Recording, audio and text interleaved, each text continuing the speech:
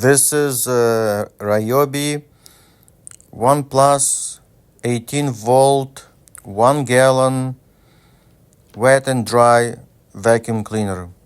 And I can't believe, but I really like this 1 gallon Ryobi shop vac.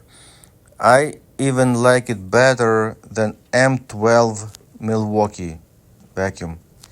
Seriously, this Ryobi ONE has a lot more power, and I can use it in so many different ways.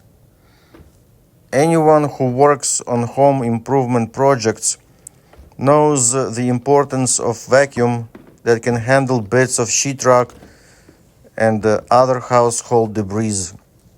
And this vacuum has great suction power, which makes cleanup easy. And even if my cat kicks out some litter, it also makes cleanup a cinch. I can even use the tube to clean out the lint collector in my dryer to keep it working efficiently. Not only do I find the suction power of this vacuum excellent, but I actually appreciate that it has only a 1 gallon capacity. Sure, that means it would not be a good fit for major construction projects or industrial areas, but for home use, it makes it super portable.